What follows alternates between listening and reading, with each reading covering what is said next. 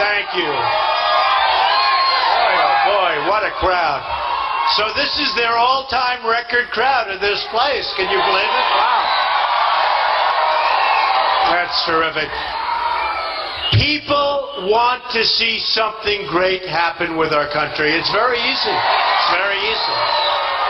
A friend of mine, a great musician, said, you get the largest crowds for somebody without a guitar, which I understand what he meant. But it's simple. You know, we love the country. We hate to see what's happening. And it's going to be changed. We're going to change it. We're going to change it fast. We're going to change it fast. Amazing. So, a couple of things. I have to congratulate you. You have a football team that's doing pretty good. Clemson. Clemson. Doing very well.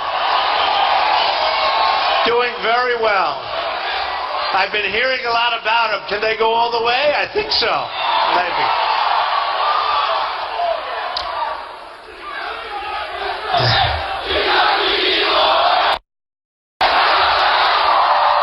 Right. That's great. Good luck. We're going to be watching. Going to be interesting. We're going to be watching. So, big Second Amendment. We're all big, heavy on the Second Amendment. You know, the president's thinking about signing an executive order where he wants to take your guns away. You hear this one? This is the new. Not going to happen. That won't happen.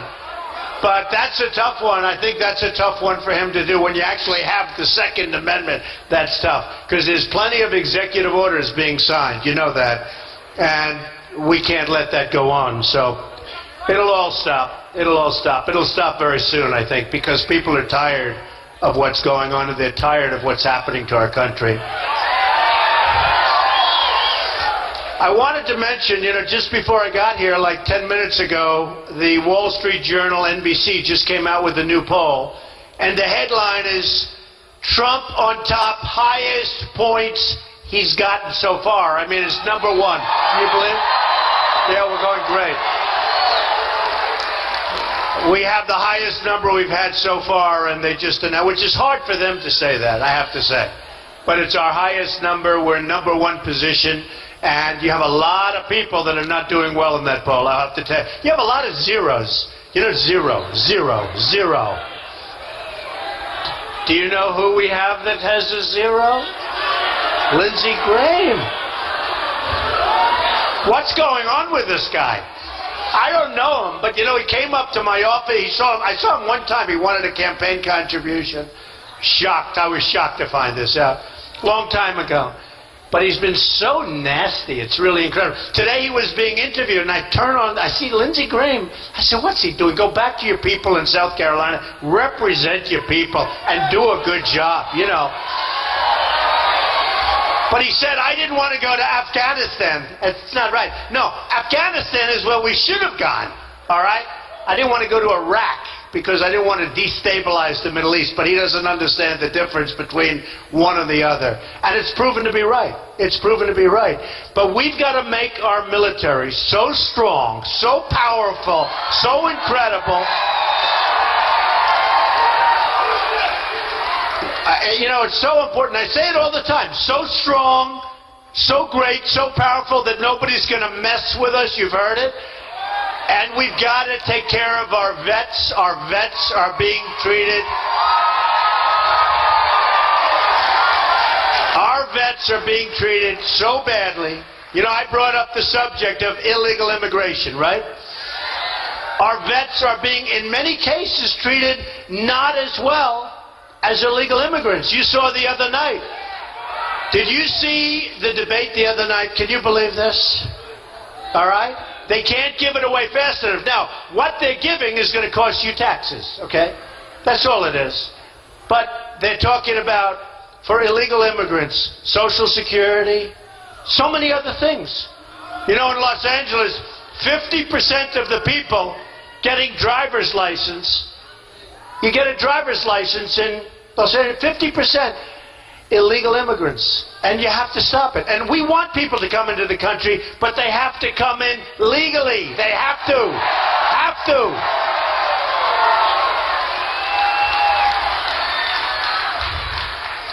When I brought up the subject, as you know, if few months ago. Hard to believe I've been a politician for 3 months, right? And for 3 months, people have been saying, no, the polls must be wrong. The polls, because practically, not only practically, from the beginning, I've been at the top of every poll, including today. And they had an article written in one, from the time this guy, when are they going to get it in their head? We're doing really well. When are they going to get, like, for instance, the cameras down there, you won't see this kind of a crowd. Record crowd. The folks that run the arena, they just came to me. They said, sir, this is the biggest crowd we've ever had. By far. They didn't even say it close. And I tell people, I go home, my wife sees me, she goes, oh, did you have many people? Because we have crowds like this everywhere. The reason, it's not me, it's the message. It's the message. It really is. It's the message. But they have the cameras. Look, live cameras. CNN, Fox, everybody. MSNBC, everyone. And they have live cameras, but they don't ever scan the room. Because if they scan the room, what happens is you'll see this kind of outpouring. And it's an outpouring of love. It really is. It's an outpouring. Look, they don't want to move. Unbelievable. Oh, it's the thing I've learned most. And somebody said, what have you learned the most? Thank you, darling. I love you too. They said, what have you learned the most? What's been the biggest surprise? And one, and I can't say about all journalists and all of the media, but a tremendous portion of the media it's so dishonest. It really is dishonest. They don't report the facts. Now, for some people, they report more than the facts. I have to be honest. They have their total prejudice. And for some people, they report things that are opposite. I mean, literally opposite of what I'm talking about. We had one case recently where we were actually in New Hampshire. We had 5,000 people. We had packed. And this was in a small auditorium. And then they had another one next door. And then they had the kitchen. It was in a school. People filling the kitchen with closed circuit. And then Hillary,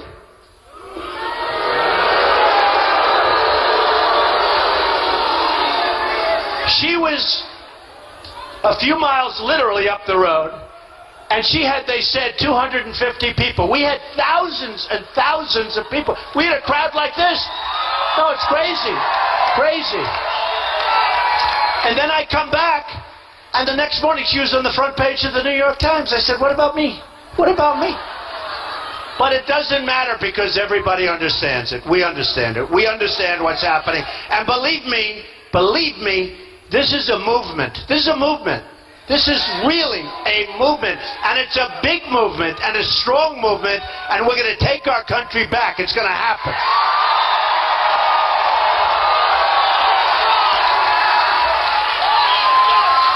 So, I love polls. When I did The Apprentice, I loved ratings because I always had credit, right? And what happened is I said to the people at NBC, who are terrific people, I had a great relationship with them. Of course, in the end, they thought I was too controversial, so they did a number on Miss Universe. So what I did is I bought them out for peanuts and then flipped the whole thing. It was such a great deal. You would have been so proud of me. You would have been so proud of me. Oh, the deal. Oh, the art of the deal, there's nothing like it. But with The Apprentice, it was 14 years, 14 seasons, like 12 years. Did so great. Always did great. One of the easiest sells for advertising. So they came up to see me, including the head of Comcast, Steve Burke, who's actually a fantastic guy, head of Comcast, head of NBC, head of reality for NBC. A group of guys, they came up to see me just before I announced I was going to run for president. And they said, Donald, we'd love you to renew. And Mark Burnett called, please renew, please renew. Everybody renews. Nobody doesn't renew. Big actors, big stars, they renew. I said, Mark, I'm not. I'm going to run for president. We're going to make our country great again. We're going to do it. We're going to do it. And NBC didn't believe me. They didn't believe me. Nobody believed me. Nobody thought I was going to run. They said, why would he run? He's got a great life. He's got a beautiful family. He's got a great company. Don't forget, when I filed, everyone said, well, maybe he won't file. Maybe he's not as big as we thought. Turned out I'm much bigger. When I filed, they couldn't believe the numbers. In fact, I was going to file even if I didn't run, I'll be honest with you. And I said, you know, because it's all been sort of interesting. And it takes guts to run for president. It really does. It does. Because, you know, you have everybody shooting. I've never done it before. I've never been a politician. I hate to even say I'm a politician. I hate using the expression. I actually keep saying I'm in the real estate business. I just can't get over the politicians. I can't do it. I've made so much money. I've made a fortune dealing with politicians. And you know, they're all talk. They're no action. They're never going to bring us to the promised land. It's just not going to happen. Just not going to happen. So with NBC, Steve Burke, the guys, they came in, and they really want me to do it. I said, no, no. And then they said, well, we think you're going to do it, because I wasn't 100% sure. You know, that final day, I told my wife, man, this is not so easy. And I took a deep breath, right? Sometimes we have to do that in life. And it's really, you know, I've never told this story before. I've so many speeches, so many people. I've never told it. I took a deep breath, and I got on that escalator. You know the famous escalator? Very famous scene where Melania is waving very gently, and I'm going, brr. But the truth is, I took a deep breath because it's something that I've never done before. It's a new experience. And it does. You know, for a politician, it doesn't take guts. That's all they do is they run for office. They run and again and run. They win, they lose. Doesn't matter. All they do is run. And what they care about and what they're good at is getting reelected. And we can't have that. We can't have it. We can't have it. And I told that to the folks at NBC. I told that to the folks at Comcast. Great companies. I mean, great friends of mine, great people. In fact, so great that I'm doing Saturday Night Live in 2 weeks. Can you believe it? Can you believe it?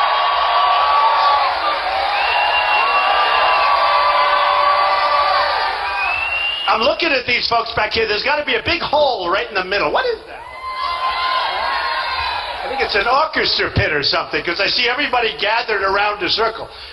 But we're doing something that we did 60 Minutes, as you know, 2 weeks ago. Who was I on with at 60 Minutes? You remember? Putin. He was my stablemate. We got tremendous ratings, him and I. I didn't know who got the ratings, but we got great ratings. They were very happy. So we did 60 Minutes. We're doing Saturday Night Live. But NBC said, no, you're not going to run. You're not going to run. And they renewed the show. Renewed it with me. I said, what are you doing? They said, well, you looked a little bit indecisive. We're renewing the show. And they went to the upfronts, and they announced The Apprentice starring Donald Trump. I said, fellas, I'm telling you I'm going to run. Well, we don't think so. And I said, I'm running. And by the way, we then got Arnold Schwarzenegger to do it. How do you like that idea? What do you think? Okay. I hope he does well. I have a big piece of the show. I hope he does well. He's going to do well. But Arnold is going to do it. But, you know, it just shows you that when you do this, I give up a lot. Not just The Apprentice. Deals all over the world. They come in, Mr. Trump, we're doing a deal in China, but you have to be there. I said, I can't be there. I can't be. Would it be okay if I went to China for a few days? You know, the trip, you know how long it is? It's like 24 hours. So you go back, you go forth, you stay there, let's say for a day. I'm gone for 3 days, all right? And it's weird. You say, what time is it? Well, if it's 6 o'clock now, it's 6 o'clock there, but the exact opposite. I said, that's a long time, 12 hours and 20 hours in some cases. So you get back, you don't know where. No, I gave up a lot. I gave up a lot because it's something I want to do. I've wanted to do it. I've thought about it. Last time, we should have won. Romney should have won. He choked. I mean, he choked. No different than a football player dropping the... I don't want to mention that. Let's not give your people... I don't want to give your people at Clemson any bad thoughts. But no different than an athlete. No different. Something happened. A nice man, he's a nice man, but something happened that was not good. Not good for us. And I wasn't happy about it. Because that last month, they all disappeared. They weren't fighting. Say what you want about Obama. He was on Jay Leno. He was on Letterman. He was on every show. I said, where are you people? What happened? Where are you? And they weren't there. Something happened. They disappeared. And it's not going to happen again, folks. I'll tell you right now. Not going to happen again. So, they said, just like, as I said with The Apprentice, with the ratings, well, I love the polls. Say, well, other people don't talk about polls. You know why? Because they're doing lousy in the polls, okay? But we're doing great. So here's a poll that came out just recently. Trump in South Carolina. Did you ever hear of a place called South Carolina? Huh? Right? South Carolina, Trump, #1 by a lot, by 18 points. Believe it? We're at 36. We're at 36, and your sitting senator, I don't want to mention it, but he says such terrible things, so nasty. He's at 5. We're at 36. But we have an 18-point lead over the second place. Amazing. In Ohio,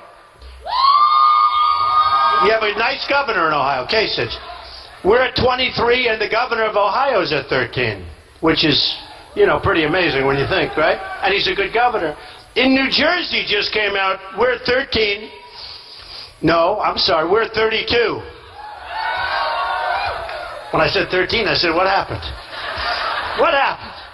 No, in New Jersey, we're at 32. Carson's at 13. And Christie, the governor of New Jersey, is at 5. In Nevada, we're #1 by a lot. We're 38. And we're #1 by a lot with Hispanics. We're in the 30s with Hispanics. Because I'm going to win. We're going to win the Hispanic vote. We have great relationships with the Hispanics. I employ thousands of Hispanics. And they're great people. And I love Mexico. The problem is their leaders are too smart, too cunning for our leaders. They rip us, and we can't let that happen. In Ohio, so amazing. In Florida, we're way up. In New Hampshire, we're at 32, and everybody else is way, way down in the teens and far below that. And then we had a national poll where OAN, we're at 35. Carson is at 17. That's in second place. And my favorability has moved up to 67, which they say is like a record. I don't know why. They don't know I'm actually a nice person. And just to finish this, Connecticut, I'm at 34. Second place is 14. Let's have this election immediately. That's the quit up here. Get it going. Here's one that I loved. Here's one I love. This one. This came out yesterday. Shocking poll. Shock poll. Trump blue-collar support highest since FDR. That's Franklin Delano Roosevelt. Oh, think of it. I kid you not. Here, for the cameras. Get that, cameras. Highest since FDR in the 1930s. Can you believe that? FDR. That's good. That's a good sign. And you know why? Because they know that we love China, right? We love China. Not going to happen anymore. Not going to happen anymore with China. Not going to happen anymore with Japan. Not going to happen anymore with Vietnam. Vietnam is the new China. We're going to bring our jobs back. We're going to make our own stuff. We're going to bring them back. We all love Boeing, right? Do we love Boeing? But Boeing made a plane order recently, 300 planes for China. China's making them build a massive, massive plant in China. Why? We're not doing that. When they send their stuff over here, and by the way, I know so much about China. The largest bank in the world is my tenant. I sell apartments for $25, $30, $35 million. Am I supposed to dislike them? I love them. But Boeing now is going to have to build a plant over in China. I don't think that's right. No, I don't think it's right. They're building a massive plant in China. So it's tough. Now, just to finish with what we started. So they break down. All these guys, all of the candidates, they have pollsters. You know what a pollster is? That's a person that gets $100,000 a month to tell the candidates what to do, right? If they're so good, why aren't they running for office? When you think. But some of these guys make a fortune, and they're tough, and they're smart. And I think they scare the candidates. I don't want a candidate that can be scared by a pollster, right? They pay them a lot. You shouldn't have said that. I've seen it. You shouldn't have said that today in South Carolina. You have to say this. Well, I don't really believe in that. Doesn't matter. You have to say that. You want to get elected. Who wants this stuff? You know what? If you can't get elected, you can't. You got to do what's right. So I said, I have known, somebody said the other day, Mr. Trump has spent less money than any other candidate, but he's got the best results. No, think of it. No. It's true. I've spent less money. I have far more money. All these guys, they say, so-and-so raised $3 million today. So-and-so raised $5 million for the month. I got $1 billion. If I have to spend it, we'll spend it. I got much more than that, but I don't want to go totally crazy. And it's going to take us through the primary season, and I don't think, so far I'm way under budget. Nice to be under budget. You don't hear that about government. But I thought up until this time, I would have about $20 million spent. I spent like peanuts. A tiny fraction. But I thought I'd have 15 or 18 or 20 spent on advertising. But I'm getting so much. Look at all those cameras. They're all live. No, it's unbelievable. All right. So every time I make a speech, I have all these cameras. Other guys have nobody. They have the local reporter. Here's the problem. You have to make a different speech every time, because when you're on live television, how can you make the same speech every time? So it's, not so great. But what happens, and it's to me amazing, when you're on a show from beginning to end, and then you're on the next show from beginning to end, a little different subject, like this much different. Then you have the next one. Then you turn to another network, and it's Trump, CNN, all Trump all the time.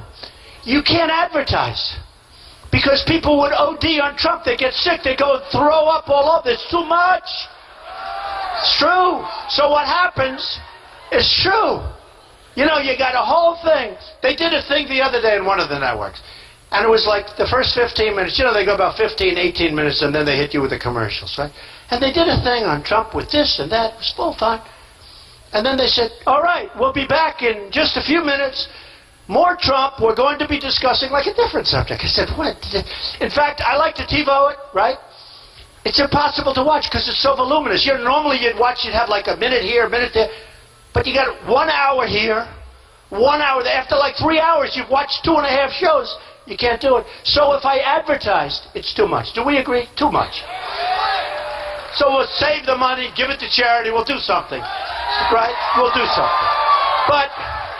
But it's the weirdest thing. So I thought I'd have 20 million spent by about today.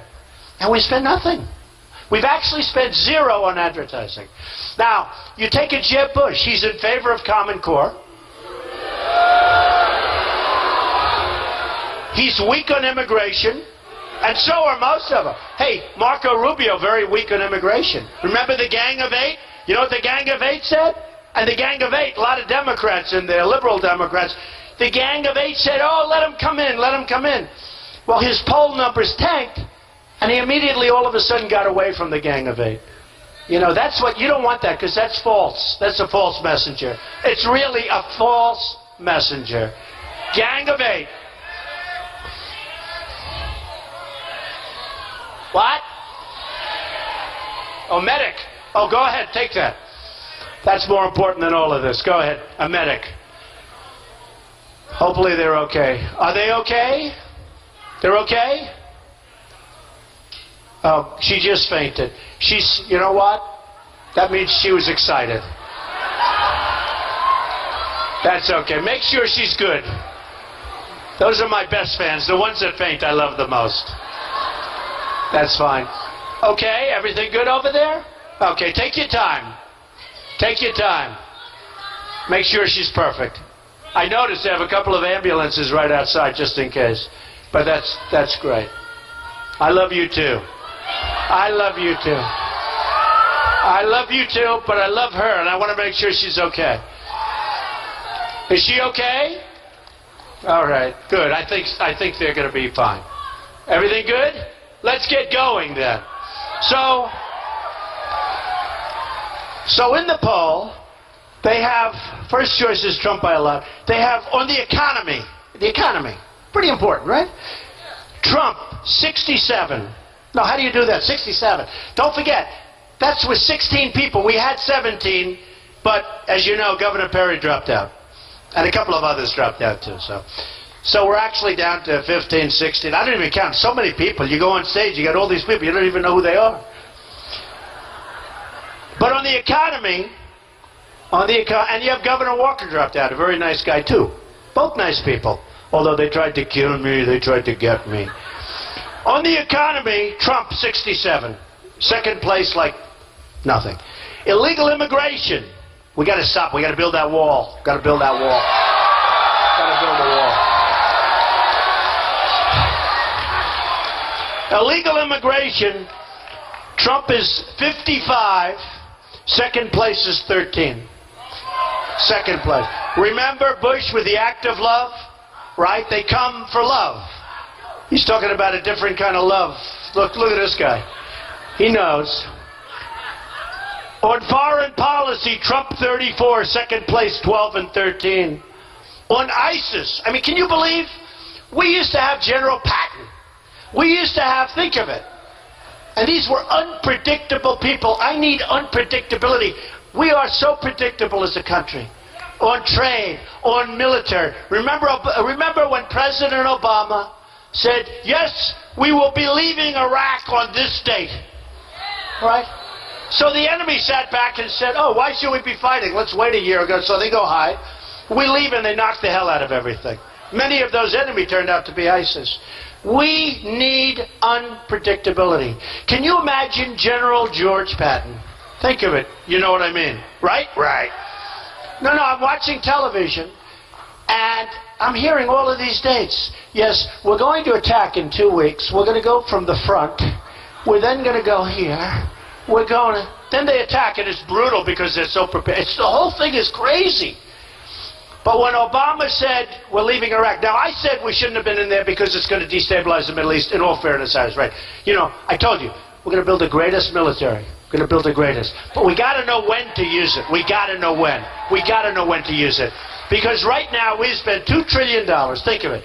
$2 trillion. Lost thousands of incredible people. Thousands. We have wounded warriors who I love more than anyone. We have wounded warriors all over the place. Yeah. And you know what we have because of our incompetent leaders? Nothing. Remember I said, look, you're in. Take the oil. Remember I said, they said, that's a sovereign nation. That's a sovereign nation. That's not a sovereign nation. These are people that are not very honest people. Believe me, you've seen it. You've seen it. They have taken advantage of us to a fare thee well. I heard one of the candidates I'm running against the other day say, we have to show Iraq that we mean it. We've got to give them a pound of flesh. Do you believe this? Like we haven't done a lot over the last long period of time. One of the longest. Actually, Afghanistan just turned out to be the longest war for us. The longest war we've ever had. But there were a lot of bad dudes in Afghanistan. We should have been there. We should have been there. Had to stop it. You know, they're right next to a place called Pakistan, right? And you know what Pakistan has. So to a certain extent, you have to know where to go and what to do. But we are going to end up being so strong and so powerful. But we just need some leadership. We got to have the right person. So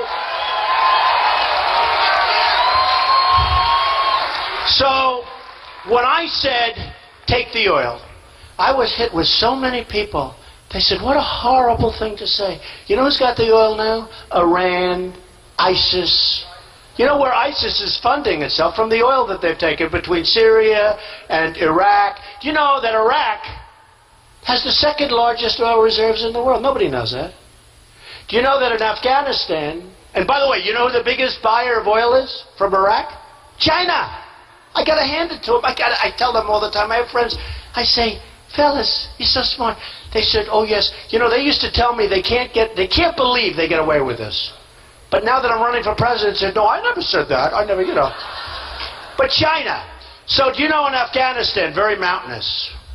And nobody knew this, but Afghanistan has tremendous mineral content. Tremendous minerals. Nobody knew it. Who knew it? And they're great fighters. In fact, they drove Russia into bankruptcy. The Soviet Union went into Afghanistan. These guys fought them forever. It drove them, literally broke up the Soviet Union because of Afghanistan. So we're fighting in Afghanistan, which is okay. But on the other side of the mountain, You have China with massive excavators taking out all the minerals, taking out. They don't fight. They're so much smarter than us. Oh, but I've got guys, including myself. We're going to do so well. We're not going to have it anymore. So China, thank you. Somebody said to me, very interesting. They said, Trump's a great speaker, but his one problem is he speaks through the applause, okay? In other words, people start to applaud, they keep going. You know why? Because I'm so excited about what I'm saying and about making our country great. It's true. It's true. I don't have time to wait for you people. I just don't have time. I want to go. And they say sometimes he'll make a sentence and he won't quite finish the sentence. You know why? Because the people that are with me are smart. They know what the end of the sentence is going to be. It's true. I want to get on to the next sentence before I finish. It's really true. I mean, I say a sentence and I know the rest of the sentence, and everybody else, I say, all right, good, just you know in your mind you're going to. These are smart people. We have smart people. People that come to my rallies are the smartest people. And they know it's true. It's true. It's true. And they know what's going to happen. And they know that we're going to do a lot of cutting, but we're not going to hurt anything. First of all, we're going to save Social Security. You know, people have a contract. People have a contract. And we're going to take care of Medicare, Medicaid. We're going to do things that never... We're going to terminate Obamacare, which is turning out to be a total disaster. Terminate. We're going to terminate Obamacare.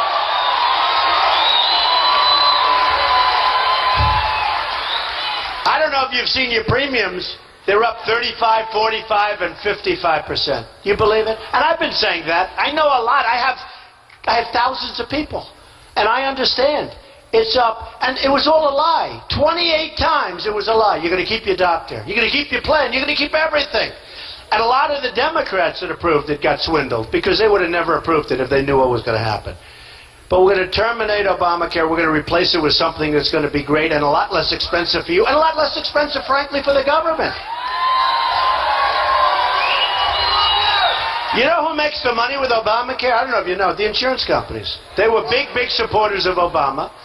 And the insurance companies, and they have artificial lines around every state. So if I have thousands of employees, let's say in New York, and I want to get a plan, I get one bidder. I get like one bid. Now, they'd rather have that than have them have the right to come to South Carolina, New York, New Jersey, Florida, all over the place, and bid against all the other companies. I'd rather have a monopoly in New York or a monopoly in South Carolina or a monopoly wherever it might be, because they're going to make a lot more money, a lot more money. They're going to make so much more money. And that's what they have. They're making the insurance, they're making a fortune. And you see what's happening. And we're going to end that. We're going to end it. And we're going to have a great system. And it's a system that's going to be, for the most part, free enterprise. You're going to have such plans. You're going to have people competing all over. But we got to get rid of the lines. We got to get rid of the lines. I thought it was going to happen last time. It sounded like everybody agreed. Everybody agreed. And then all of a sudden, out of nowhere, the lines are approved. The power of the insurance companies. And that's the beauty with me. I don't want anybody's money. They form all these PACs. People pour money into PACs. I don't want them. Don't support them. Don't support them. I think I have like 6 PACs where people, I saw on television the other day, actually 2 nice young guys. They did a PAC. I think it was called after one of my books, The Art of the Deal PAC. Nice guys. I think it's probably fine. But I don't know who they are. And they form a PAC, and maybe they'll get money, and they'll go out and they'll take ads or something. The whole thing is so ridiculous. It's ridiculous. But I'm not selling myself to special interests or insurance companies or lobbyists. And when it comes time to do the right thing for our country, when it comes time, and when the insurance companies would call up the other, for instance, Hillary, she's got money. She's got $78 million. No.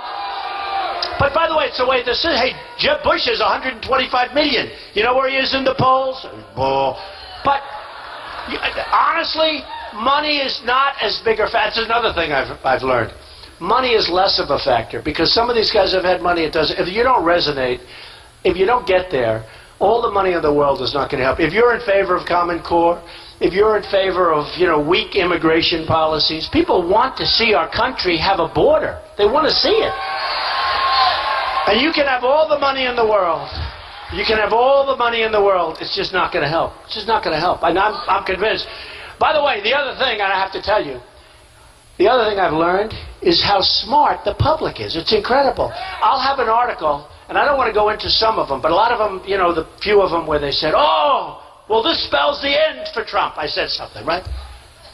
And they said, oh, this is the end. And then a week later, the new polls come out, and I go up 10 points. It's the weirdest thing. Because people get it. They're really smart.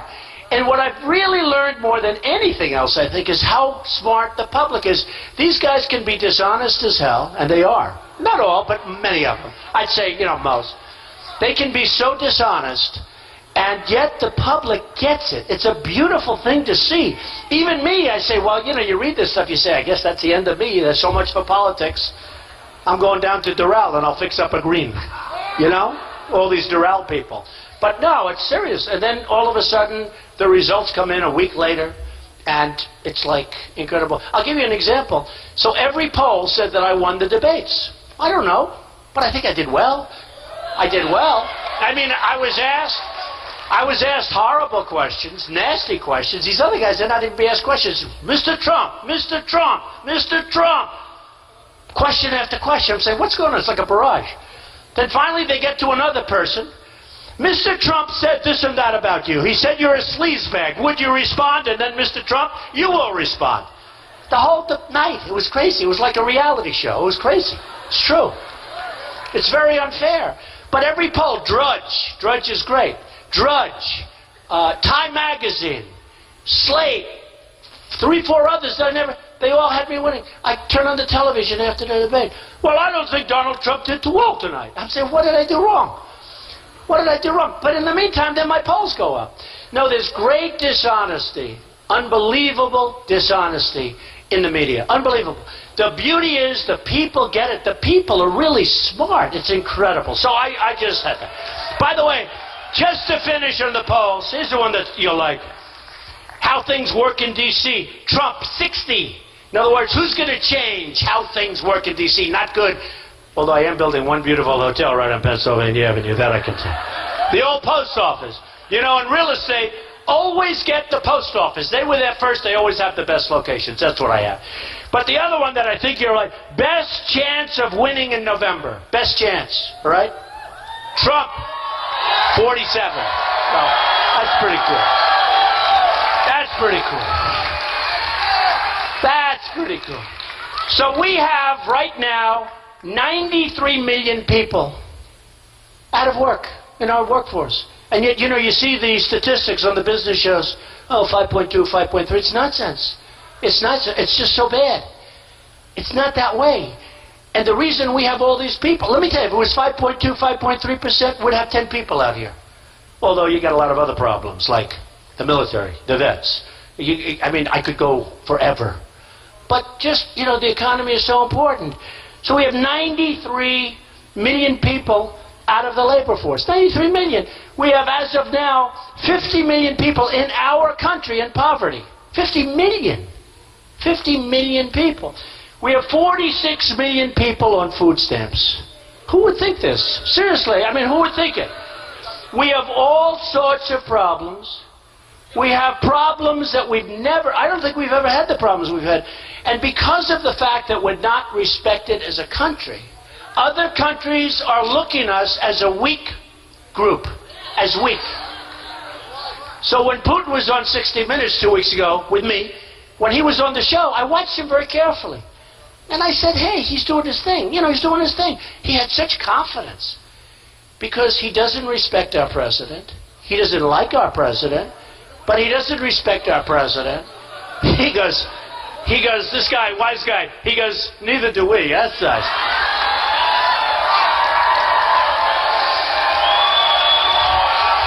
Who said that? Who said that? Oh. Guy goes, neither do we. That's very tough.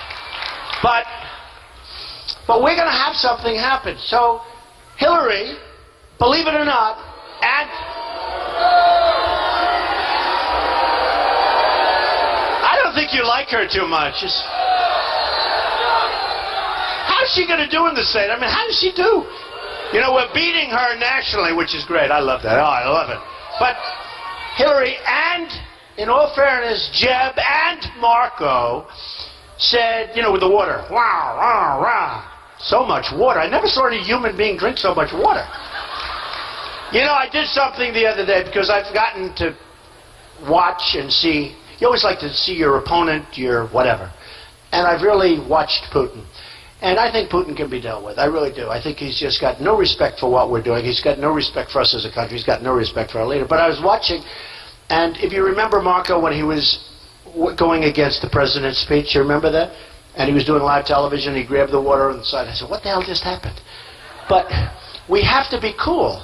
And I envisioned Putin sitting down there and Marco Rubio walking into the room, sweating. I never saw a young guy sweat like this. He's a young guy. I said, are you okay? It's true. At the last debate, I said, are you okay? And I see him sweating, and I'm just saying to here's Putin. He's sitting down very cool like this, right? And you know, again, he's been ripping us for years. He's now saying, who's the next guy?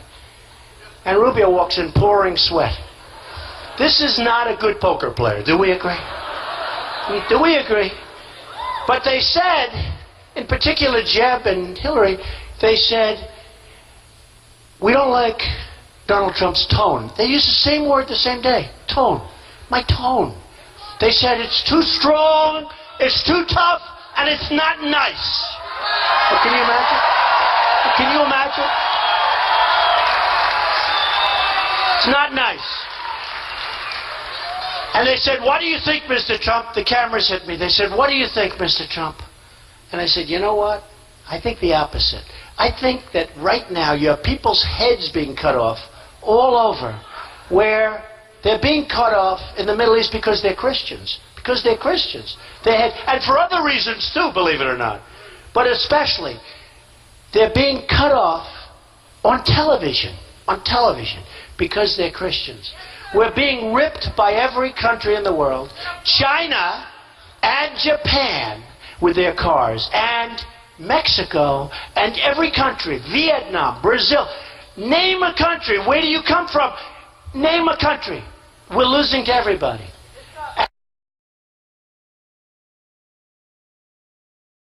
We need a tough tone. A woman came up to me and she said, I love you, Mr. Trump, but I just don't know if you're a nice enough person to be president. And I am a nice person, believe it or not. I have great relationships with people. I help people. I love people. I do. I love people. That's why I'm doing this. I could be doing other things. I could be doing other things. But she came up, she said, but are you nice enough? And I said, you know, I'm really nice, but I'll tell you, it's not going to be nice. It's going to be competence. I'm really, really competent. This is going to be about competence. We're tired.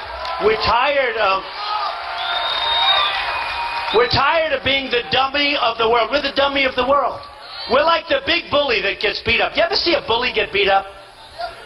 I had one time, a long time ago, in school, a real bad, like a bad person. And one day, I rapped him. Because I'm strong, like some of these guys. And he went out. And all of us, I felt so great. But you know what? When you can do that to a bully, do you ever see a bully unconscious? Okay? We're like the big bully who's unconscious. Everybody's beating us. We don't win anymore. We don't win anymore. We're going to. No, we're going to. You're going to have, I say it, you're going to have victories coming out of your ears. You may, you will. Believe me. Believe me. Believe me.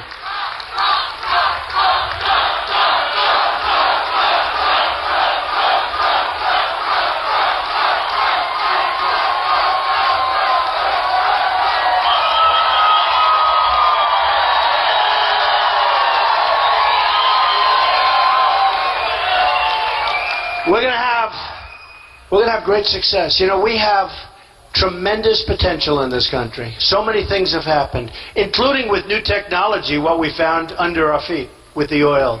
We have such tremendous reserves. We have unbelievable that we never knew we had. We have energy. We can be energy independent almost like immediately if we let them go.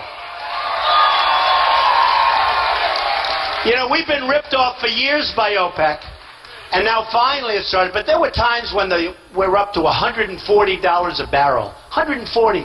And you remember that. And ships at sea are loaded. They didn't even know what to do with it. But it was all a big monopoly. That's come down because there's now so much. Nobody knows what to do. But we can't sell offshore. We can't do anything. There are so many things. We're going to get that $19 trillion of debt. We're going to get that down bad, fast. Fast. We're going to get it down fast. And we're going to get your taxes down. You know, I put in a plan the other day. And I said, and you saw it, right? Good? And it's gotten, you know, generally, I mean, among a lot of great groups that I really respect, unbelievable reviews. We're going to simplify. We're bringing down the rates way down. We're really taking care of the middle class, the middle income. Really, really taking care. And it's a dynamic plan, and it's going to turn us. So we have right now, listen to this, $2.5 trillion offshore, money that wants to come into the country. For 3 years, Democrats and Republicans, everybody has agreed, we agree, it should come here.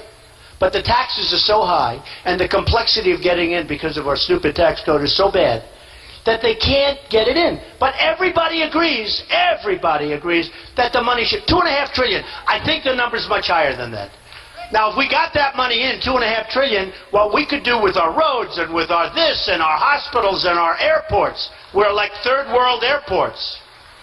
I mean, all over the world they go to airports, the most incredible things you've ever seen. You come home, you land at LaGuardia with potholes all over the place. You land at Kennedy, you land at LAX. You land at Newark.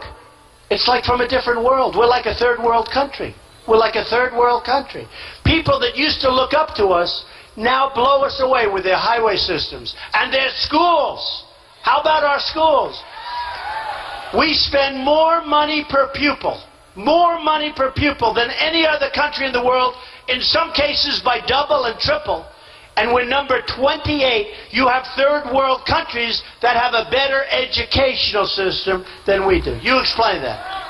Okay? And a part of that is Common Core, which so many people support that I'm running against. So we're going to end that.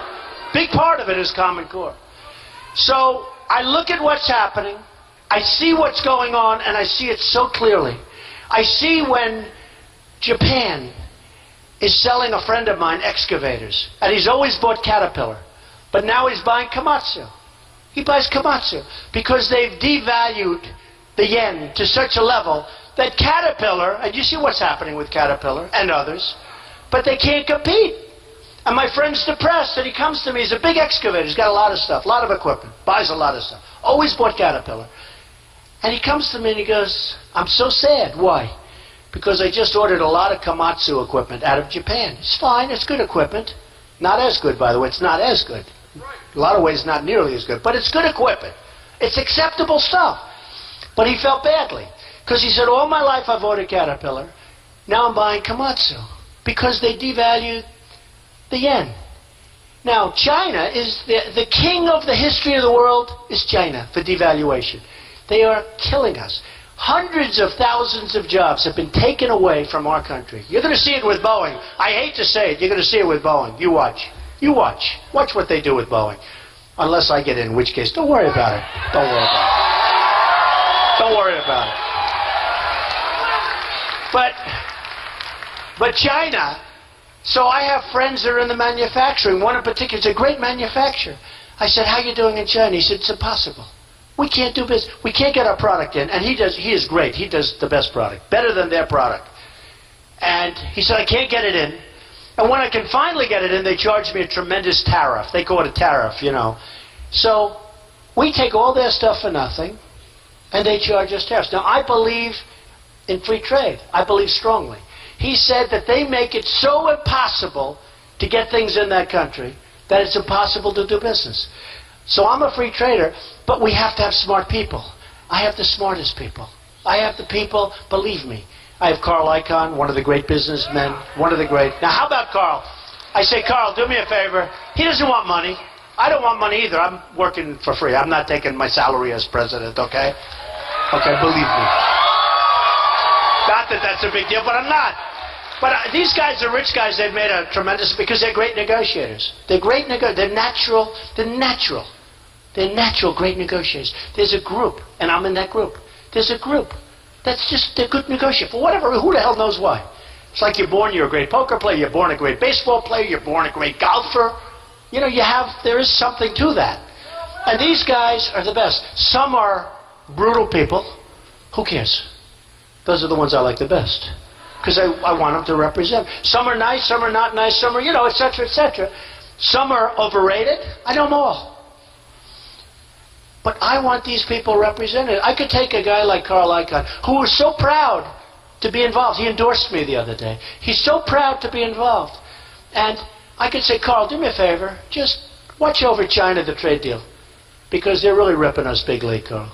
And believe me, it's going to be so great. It's going to happen so fast. Do you know, we've lost for the last 5-6 years almost $400 billion a year with China. Think of it, $400 billion. You talk about straightening out our country. I mean, you don't need too many of those deals to get things moving. Once you get that, you don't need too many of those deals. But we have almost $400 billion a year with China. Japan, $70 billion a year. For what? They sell cars. They bring them in. I always say it. I was in Los Angeles. I see the biggest ships you've ever seen with cars, like the Long Island Expressway. They're coming off the boats. You know, I said, I wonder how many Chevrolets are in the middle of Tokyo. Would you say none? I would say none. It could be none. Number one, the people are nationalistic. I don't blame them for that. They don't want our cars. They don't want our product. We send them beef. We have beef. That's the trade. These ships, you have to see this. I was at the ports, and they're coming off ramps. They're going like 40 miles an hour. Boom, boom, boom. No tax, no nothing. And we can't allow this. And we have all the power. You know, what Obama and his people, I mean, look at this Iran deal with Kerry. Did you ever see a more incompetent deal? And by the way, I hate to say this, folks. Today was the first day it actually kicked in. So now you can't say, oh, gee, let's renegotiate it. You can. I will do. Trust me. I love renegotiation. One of my favorite words, renegotiation. But, I mean, it's so tough because you're going in with such a negative. We're giving them $150 billion. No wonder they're going to Syria. No wonder they're going, oh, they're killing us in Yemen. They're killing us, and we just gave them $150 billion. And they have our prisoners. We don't even get our prisoners out of it. I mean, if you think about this deal, and Kerry and President Obama said, we didn't want to ask for the prisoners because it will complicate the deal. Can you even believe this? No, think of it. Here's what you do. You go in, you say, we want our prisoners before we start talking. That's about 3 years ago. And they may say no. No, if you have the right messenger, like if I'm the right messenger, believe me, I'm the right messenger. But if you have the right messenger, when you say it, most likely they're giving. I'd say 90%. I get them. All right, 90%. It's possible we don't, in which case you say bye-bye, because you're not going to make a good deal anyway.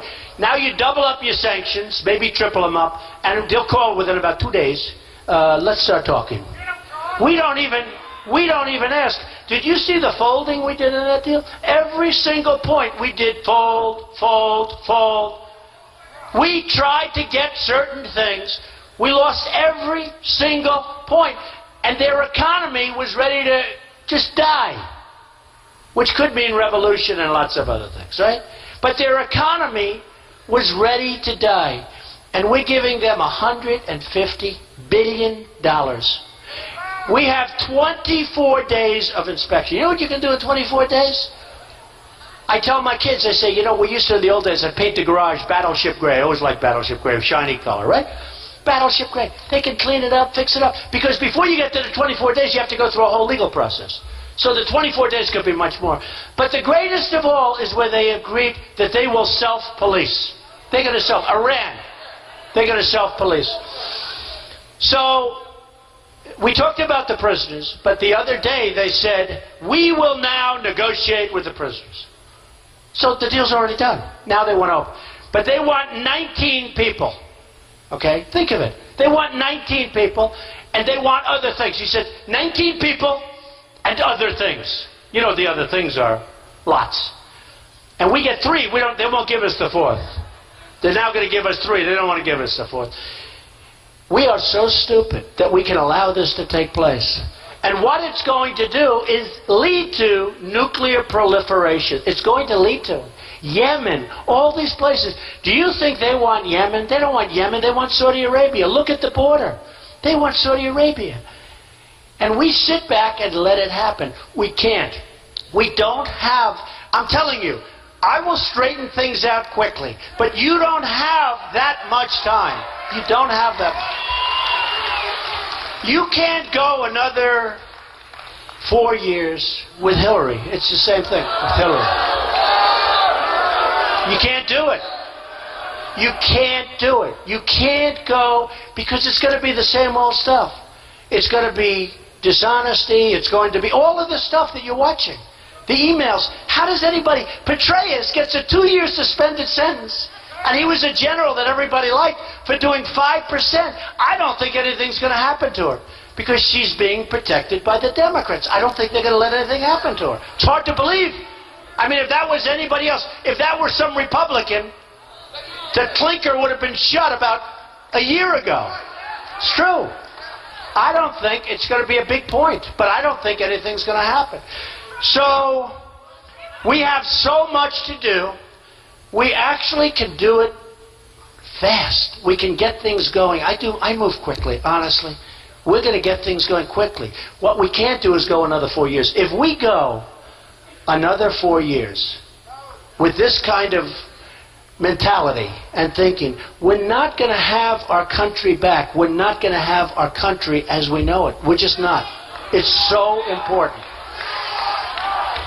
We're just not going to have it. So, it's such an honor being here, and you know, I have to tell you this. I love you too, darling. Oh, look at you. Whoa. I love you too. I love everybody in this room. I really do.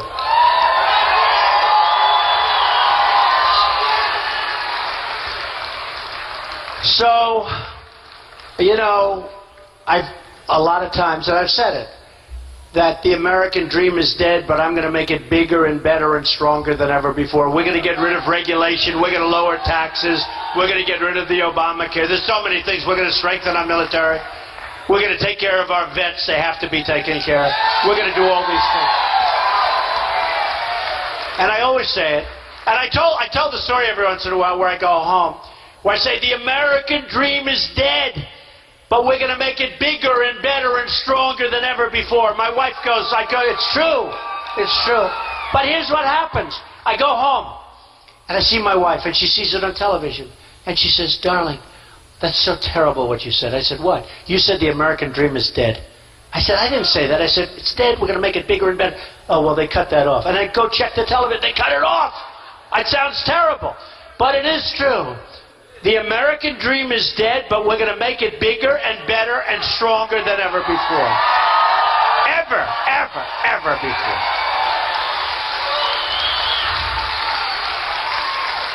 And I'll tell you what, and it's a big promise, but I will do everything in my power to do it.